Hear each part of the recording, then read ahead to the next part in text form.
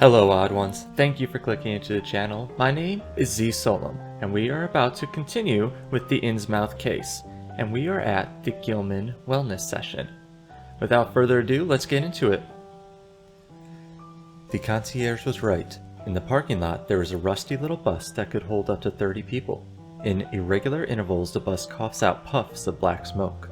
From a distance it looks as if the car is only held together by dirt and rust. You assume that at some point this bus did have color, way back when the earth was young and the old gods reigned supreme. The windows are dirty and steamed up from the inside. You can make out a few silhouettes in the bus, but it's definitely nowhere near half full. This is going to be a very exclusive wellness program. A man with a strangely deformed face leans against the open bus door. He smokes a cigar. A photo of him could be printed on cigarette packets as a warning to keep people from smoking. He is wearing a green shirt which has a squiggly G embroidered on the left breast pocket. As you look him up and down, he blows out smoke. It's just as black as what's coming out of the exhaust pipe. This must be the wellness expert, Ezekiel. How ironic. What kind of voice should we greet him with? Good afternoon.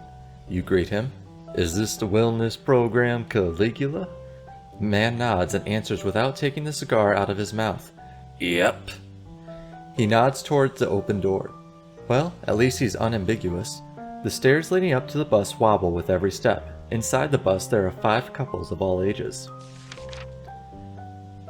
You stand in the aisle. Greet your fellow travelers? Just sit down in the front. Let's greet them. You wave. Hello, everyone. Hey, the younger people mumble in response. There are 2 younger couples in their early 20s, 2 middle-aged couples, and one which looks like they're beyond the age of 60. The older ones just give you a reserved nod. Understandable, some people like to be left alone when on holiday. Other people is their idea of hell. A creaking, squealing sound. Meanwhile, your tour guide has gotten into the bus and dropped into the antique's driver's seat. That didn't make too much sense, but anyways. He pulls a lever and the bus door closes. While the bus pulls off down the parking lot, your guide croaks into a loudspeaker system in a bored voice. Dearly beloved, my name is Ezekiel. I'll be your driver and wellness consultant for the day. It's my pleasure to welcome you on behalf of the Gilman Hotel to the Caligula Wellness Program. I must remind you that it is strictly prohibited to take photos of our wellness facility. No photos. Ow! The speaker crackles and emits shrill noises. This, however, does not seem to bother Ezekiel in the slightest. We begin our wellness program on the beach in world-famous Innsmouth Beach. No photos. You look around indecisively. Remind me, what was the rules about the photos again? Enjoy the journey or ask the driver about wellness. Interview fellow travelers about the missing girl. Let's ask him about the photos again if that wasn't clear enough. Remind me, what was the rule about the photos again? No photos. Ezekiel doesn't even bother to turn around. Yeah, that's about what I expected. Alright, we are on a case, so we need to remember to interview travelers about Flapjack. You get up again and stand in the aisle of the bus. The eyes of all 10 passengers are now directed at you. They look partly curious, partly annoyed, as if you wanted to sell them something. You take out the photo, hold it up, and walk slowly down the corridor. This girl here disappeared a week ago. There's a chance that she's still in Innsmouth. I've seen her. Yeah, me too. Yes, I think we've seen her too. What? 3 people have seen her? The tourists take a closer look at the picture again and nod vigorously. A young, blonde woman with a nerd shirt and sunglasses in her hair gives you more details. We saw her downtown in pedestrian zone. Her boyfriend puts his arm around her to clarify the we.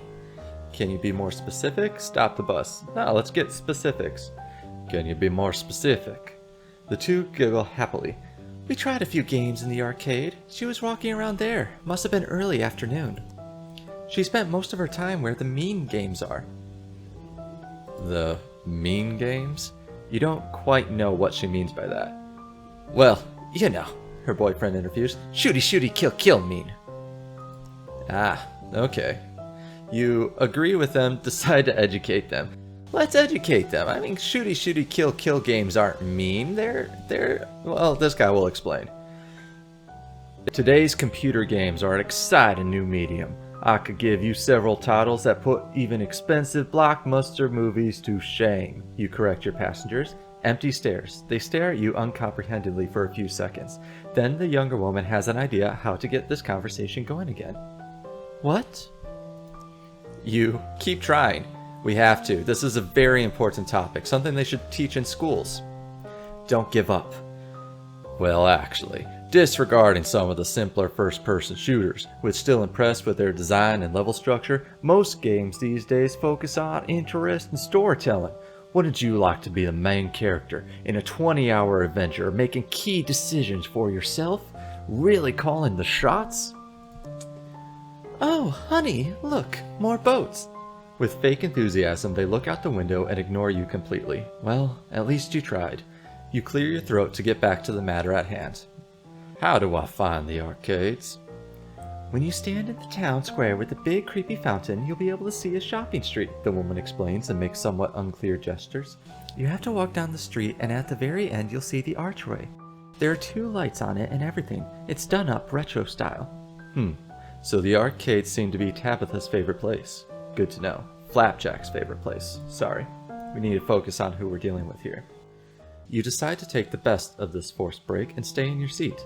Outside, sad old buildings pass you by, then a cemetery, and a repetitive chain of small fishing tackle shots, markets, and houses with drawn curtains. On your left, you see houses. It sounds through the PA system. On your right, you can see more houses. For a few minutes, the bus drives through some narrow, winding alleys. Increasingly, the simple houses give way to bigger warehouses. The distant cries of seagulls suggest that you are approaching the harbor. The bus finally turns onto a road that runs parallel to the quay wall. The other tourists start cackling excitedly as they spot the fishing boats and smaller boats in the harbor basin. On your right, you can see the sea. Look at the harbor, look at the houses. Well, we're going to be going out to the harbor anyways, right? Let's look at the houses. You pointedly sit down on the side of the bus facing away from the harbor. You have always been someone who swims against the current for no particular reason. Houses, well, admittedly. As with the town center, you find it remarkable that the buildings are not collapsing in on themselves. As far as the eye can see, only rotten warehouses, narrow apartment buildings, and shipyards. Now and then your heart skips a beat when a pair of creepy Popeyes peek out from behind twitching curtains. Has your throat been so dry this whole time? The bus leaves the paved road and goes down a narrow gravel path that leads directly to the beach. A faded sign shows the way to the Innsmouth beach bar, which is actually just a wooden hut surrounded by mostly empty deck chairs. With a jolt, the bus suddenly stops. You've come to the end of the gravel road. Final destination. Everyone disembark now.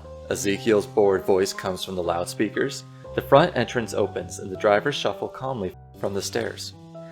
Final destination? You just gotta love these people. Movie puns. Got it.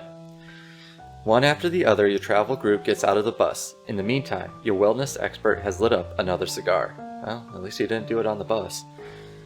The Gilman Wellness Program is best enjoyed in our Caligula feel-good bathrobes, which are available in our beach cabins. Strict dress code for hygiene reasons. He gestures limply to some crooked wooden huts flanking the path to the sandy beach. In our beach cabins, you'll find everything you need. You can lock up your clothes there. Oh, how lovely of you, coo the tourist. They really spoil you here.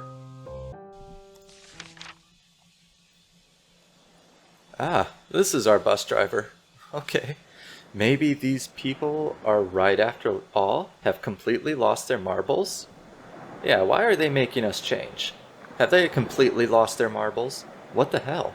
Why didn't anyone tell you that you're supposed to get undressed here, and now they want you to lock up your belongings in a shack that looks suspiciously like an outhouse? You go into the cabin, cancel the wellness program, ask why you're supposed to change your clothes. Well, let's ask. Maybe they have a good reason why. I mean, you have to get changed at massage parlors, right? I don't know. I've seen them in TV shows. Wait. One bathrobe dropping moment. What's going on? Why are we supposed to get changed? Are we going into the water? A murmur spreads among the tourist couples. Is right. It's September after all. Wanted to get a beach body before. Ezekiel raises his hand soothingly. How stupid of me, he says in a bored voice. He digs a crumpled little piece of paper out of his back pocket and begins to read it out loud. The Caligula Wellness Program consists of a series of treatments based on sea therapy. Oh, whispers one of the tourists. I've heard about that. In an authentic wellness spa, the participants will be exposed to a treatment of various care products such as sea salt, seawater, and algae. To avoid soiling your clothes, we recommend the use of the bathrobes provided. As soon as everyone's ready, we will head to the spa. With infinite patience, Ezekiel folds the piece of paper back together and stows it in the pocket. This explanation seems to have pleased the tourist. Excitedly, they whisper to one another and approach the changing rooms. You go into the program, cancel the wellness program. They really want me to cancel, huh? Well, let's go into the cabin. What else do we got to do? What the heck. Some of the cabins are not yet occupied by the others, so you have the choice. You enter the dilapidated cabin. Nah. The rancid cabin. Nah. The cabin smelling of urine? Well, I honestly can't stand horrible smells. Let's go into the dilapidated cabin. Excellent choice. It even has a key. In the small hut, there isn't even room to stretch out your arms. A simple nail was driven into the wall at eye level and serves as a hook for the bathrobe. As you take off your coat, you notice some deep scratches that run across 3 of the wooden planks. You don't recall Ezekiel mentioning any wild bears. You actually managed to get undressed without smashing the nail into your eye. You strip naked in tighter and more uncomfortable places, but that's a story for another day. Oh, I want to know now. You fold your shoes and clothes into a neat pile. That bathrobe may be a few sizes too big for you, but that doesn't bother you much. You lock your cabin from the outside and store the small key in your breast pocket. You are ready. Ready for wellness. Ezekiel shuffles in front of your wellness group. Your little group is now walking the last stretch across the beach. The sight in front of you is hardly a postcard motif. Are there even postcards from Innsmouth? A rough wind lets the even rougher bathrobe whip against your skin. Dark clouds now come up on the horizon. You notice how all the colors of the sea, the beach, and the people seem to be swallowed up by the strange light conditions here. You hold your hand in front of your face. Your skin looks gray and matte, but you still feel relaxed. The murmurs of the sea invigorates you. You feel deep longing rising within you, a serene sense of inner peace and freedom. A monotonous beat. The sound seems to come directly from the beach bar a few hundred yards off in the distance, which appears to be surrounded by about a dozen people. Given the changing weather, it's perhaps no surprise. What else is one supposed to do on this beach apart from drinking cheap cocktails and dancing to bad music? Further away, untouched by tourism, wellness, and scratchy bathrobes, you can make out the lighthouse of the harbor. Ezekiel leads you directly to the shore. Strange. How is this supposed to work? You had expected small pavilions where you would be massaged and pampered after a short dip in the sea, but apart from the bar, a few hundred yards away, there is nothing to be seen far and wide that could suggest wellness, except for the metal frame. A kind of cage stands in the shallow water. It's just big enough for your group to fit in. Is this the spa you were told about? Ezekiel does walk up to the rickety cage and unlocks its padlock. With a tired smile, he opens the gate and points inside. This isn't good. Voila! Watch how the situation unfolds. What the hell? Yeah, let's question this a little bit. What the hell, you blurt out, no doubt not for the last time that day. Curiously, the heads of your fellow travelers turn towards you.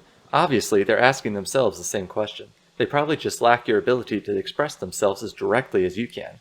It is a gift. Ezekiel shrugs. Keep listening. You call this a wellness spot? Let's continue the question. I want to know why it looks like we're going to be baked. You call this a wellness spa? All heads now turn to Ezekiel. He's not impressed with your truculent behavior and simply replies, yes. Okay, he won that battle. Bastard. Phase 1 of our treatment is seawater therapy. Ezekiel makes a lazy gesture towards the tetanus-ridden cage.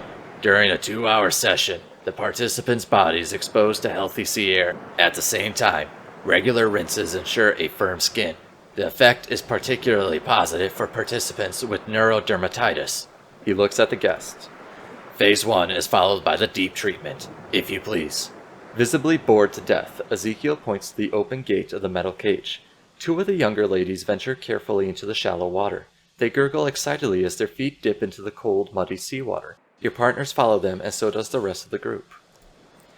One after the other, the tourists enter the cage. You're the last one to follow them in. As you step through the gate, your hands slide over one of the slippery metal bars. It doesn't take long until a cold shiver runs down your spine. There's not much room in here. Your group stands uncomfortably close to each other, and even the women who were cackling excitedly only a moment ago seem to be a bit uncomfortable with this form of wellness. It's different from what I've heard. A loud noise brings you back to reality. It almost sounds like a lock had snapped shut behind you. This is confirmed when you turn around. You see how Ezekiel takes a step back and lets a set of keys disappear in his pocket. Studies have shown that rest and relaxation massively increase the effect of the therapy. I'm off. Good luck. Hang on. Luck? Are we going to be feeding sharks? If you're always skeptical about new experiences, you'll never have any exciting holiday stories to share. At last you turn to tell crazy stories from your trips. And it's true, you already feel more invigorated than you had in a long time. The sea air cleanses your lungs, the sea water cleans your toes. The whole sky is now covered by gray clouds. Seagulls circle on the horizon as if weightless. You cherish the moment.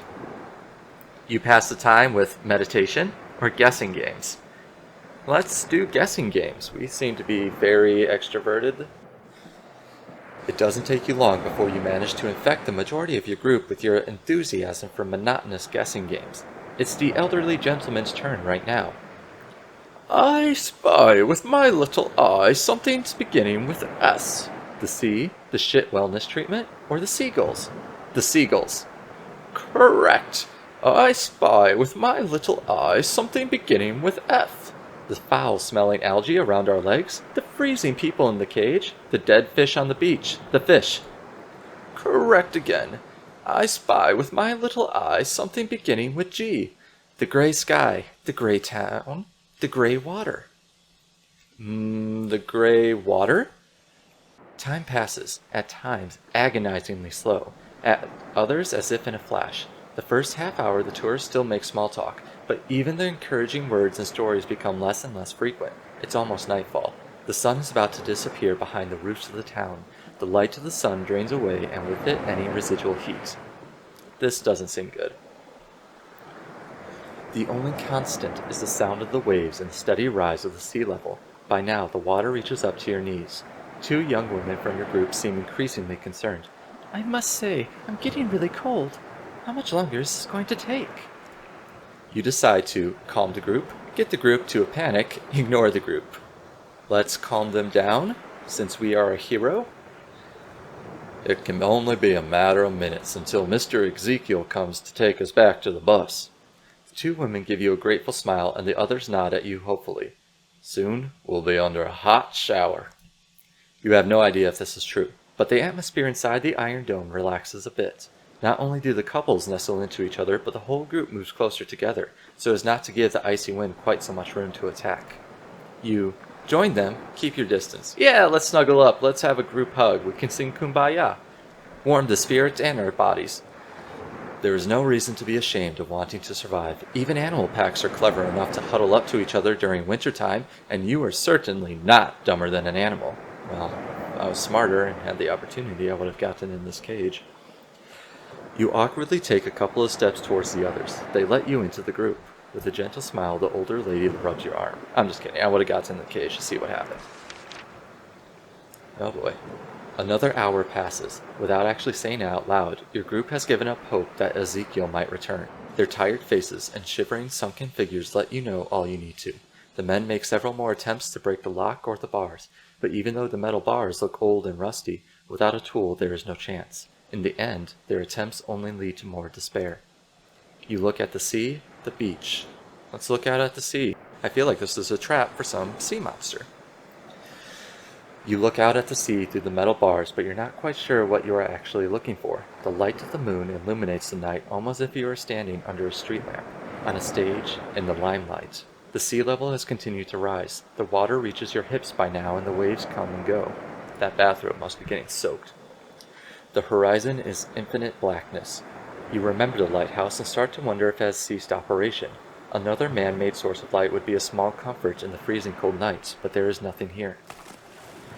What was that? The elderly lady suddenly shrieks. She tears your group out of its communal experience of self-pity and shivering. What do you mean? Her husband gives her a reassuring hug. There is something out there! Trembling, she points in the direction of the open ocean. The group shifts its position to that side of the cage. Curiously, they press themselves against the grid to get a glimpse of the something. Could it have been a diver? Someone from the Coast Guard. I saw something, but it wasn't human, she screams. It was big. It had huge eyes and claws and teeth. Sharp teeth. The group exchanges glances. One by one, they step back from the bars. The short-lived hope of finally being rescued from the cage has given way to something else. Honey, her husband mumbles and gently strokes her cheek, but the gesture does not help to appease the woman. She abruptly pushes him away as far as the narrow cage allows. It was there, and then it was gone. The woman seems to you to be hysterical, resolute. She seems a bit crazy. There's nothing out here, right? Hysterical. It may be a combination of the cold, claustrophobia, and dehydration, but the woman must have fallen victim to delusions. You sincerely hope that she calms down before she infects the others with her scaremongering. Ah! The younger couple scream in unison.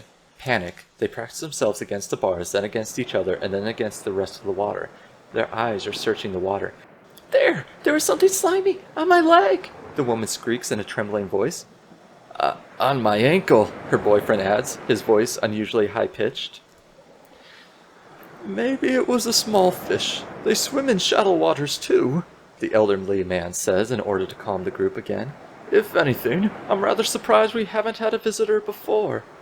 You admire him for his efforts to lift the mood, but no one pays him any attention.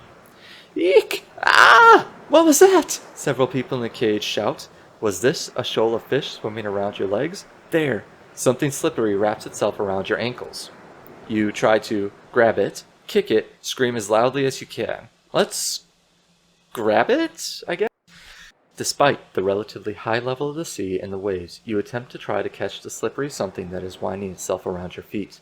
Your head dives into the cold water, something you could certainly have done without. You grope blindly in the water until your fingers touch something smooth, which then disappears in a flash. Whoa. Hello? Beast Boy, maybe? Oh my god, look!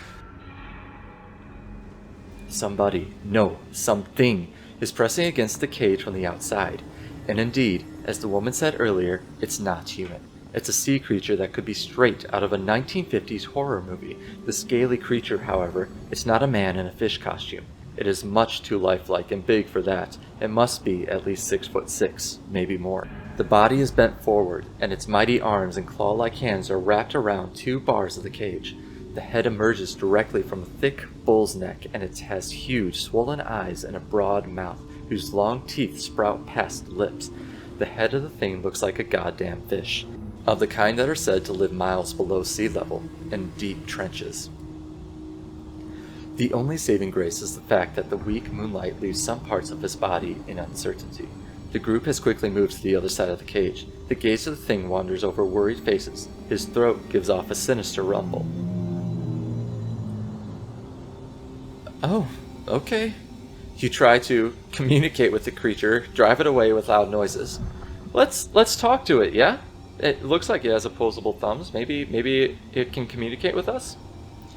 The creature is focused on the rest of the group. It looks at the couples that have huddled together anxiously. You clear your throat. The fish creature turns its massive head in your direction. Do you understand me? You ask with loud, clear words. Nothing. No reaction. You begin to wonder if there's anything at all going on beyond those big eyes and how big the brain might be with which this mighty creature was blessed. The creature blinks. Two skin flaps shut vertically over the eyes. It's an unnatural sight that sends another shiver down your spine.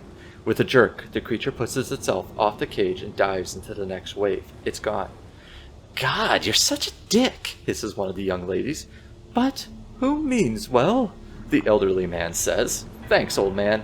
You got my back. Okay, fine. Maybe he's not that bad. Maybe you should have asked for his name or the name of anyone here, but that ship has probably sailed. A sound tears you away from those important thoughts. A short, quick splash. "Wendy!" screams one of those who stood in the far corner of the cage. She's gone!" You approach the others to get a better idea of what has happened.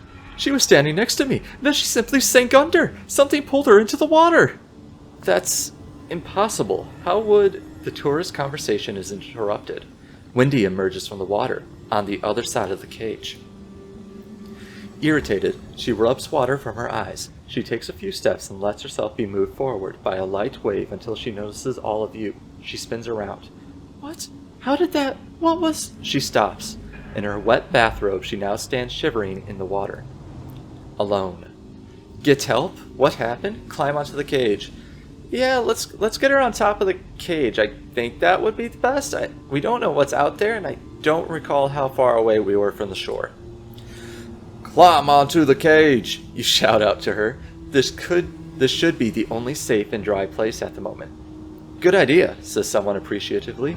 Finally, someone recognizes that you're full of great ideas, hence why I'm in the cage. Wendy trudges through the water back to the metal scaffolding, and after exchanging a few kisses with her lover, she actually manages to climb up onto the cage. Good for her! Exposed to the rough wind, she sits shivering on the metal bars. Wendy curls into a ball and claws her hands into her wet bathrobe. You can't really see her face through the metal bars, but the young woman seems to be in shock. She just shut down, but at least she's safe. A blood-curdling scream tears you back to reality. Then, both men and women start screeching. Confused, you try to get an overview of the situation. Your group inside the cage has been decimated by one more person. "Oh God! Alan!" a young man cries. Everyone presses themselves against the metal bars. For a moment, the hope to see the man emerge from the water like Wendy lets them forget the danger they are in. Curious and overwhelmed by the situation, you join in. You look out into the sea. You don't have to wait long. Something slides along your cage just below the water surface. It comes up briefly, but you cannot make out much amid the foamy water. The only thing you do notice is that it's bigger than the creature that paid you a visit earlier. Maybe this time it was a fish? You never thought that one day you'd long for a shark. Ah!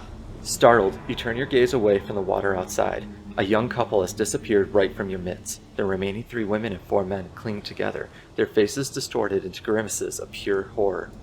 You go up to them, stay away from them. They were all grouped together before, right? And that's where it's picking them out from? Yeah, let's stay away from them. That way we don't get trampled or something if we fall down. Whatever is decimating your numbers has so far only picked people from the small group. Your best chance, you conclude, is to keep your distance. This can't be happening! All this can't be happening! The elderly lady mumbles while her husband cradles her in his arms. You watch helplessly as another woman is pulled under the water, and her boyfriend, who was clinging to her, is dragged down along with her. The dozen people have shrunk by about half. You realize you have to act now. Your heart is pounding. I don't know if these people are moving, and I don't know if clinging to the bars would actually help, but it's better than... action is better than no action, I think, right? Cling to the metal bars. This stupid cage must be good for something. When those things come for you, you're going to make it as hard as possible for them. You put your fingers around the iron bars. The metal is cold, rusty, but also surprisingly grippy. The cage is not very high, 8 feet at most. You could try climbing up. Stay on the ground or attempt to climb up farther. Let's climb up farther, I guess. I mean, maybe we can get to the top and hook our legs up there? You attempt to lift yourself up and climb the metal bars works out straight away. Your grip is firm and the panic provides you with plenty of adrenaline. Like a monkey, you climb up on the upper bars. Wendy, who has been sitting lethargically on top of the cage the whole time, now comes to again. Her trembling fingers touch you gently. You can do it! I'll help you! I won't let go of you! The grip of her scratched hands does not exactly give you a stable hold, but it's the mental support that gives you strength. For God's sake! That's disgusting! An elderly lady says from below. Clearly, while hanging from the ceiling, the loose bathrobe reveals more than it conceals, but you're beyond caring right now. Ah! Another person cries. You look down, but now there are only 4 people left. A young couple and the retired couple. Help! One young man and the retired couple. Shit, the man hisses. You blink and he's gone too. Oh, Roy, why did we have to come here? The old lady sobs into her husband's shoulder. You know why you're here. To find a missing little girl. It's a mission you've criminally neglected so far, but right now you have other problems. I have not criminally neglected. I have gotten important information. It's them putting me in this cage that is criminal. Hey, yes, you! You look down again. The old man pleads with his eyes. His wife is clinging to him. She trembles and looks as pale as a ghost. You must help Dorothy. Oh, damn it. A few, no, not without yous later, the old man gives his wife a leg up. The old woman stretches out her hand. You cling to the bars even more, grab the hand. Oh no, what do we do? I mean, I respect the old man, but he might get me killed. But then again, I don't know.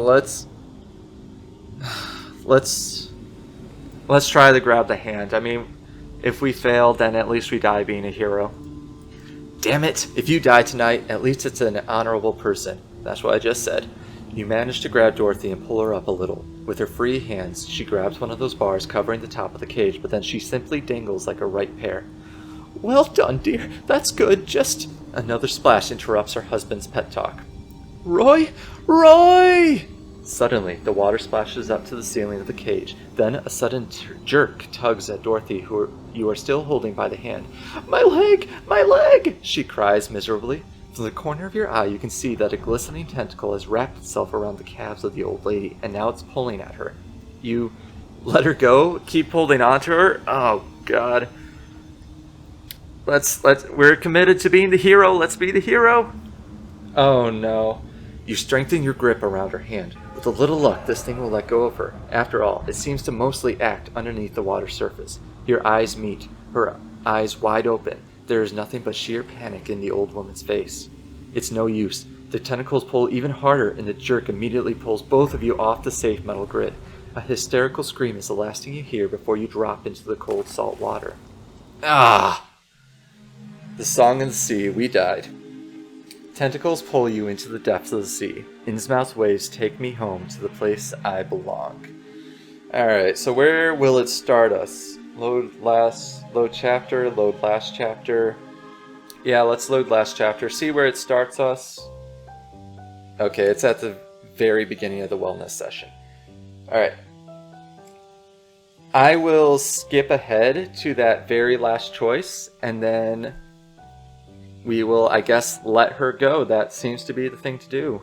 We're back. So this was where we were at last time, where we kept holding on to her, and that got us killed. So now let's see what happens when we simply let her go. You let go of her hand. Without your extra help, her fingers slip quickly from your skin. With only one hand gripping the metal bar, the old woman dangles helplessly in the air. In shock, you watch as she tries to get herself back into a more stable position. But it's no use. The tentacle pulls even harder, and Dorothy drops into the water, never to come up again. You asshole, Wendy whispers in disgust. She has been following everything closely. You complete asshole. A lump forms in your throat. What are you going to say here? Present a rational argument. I'm scared, or remain silent.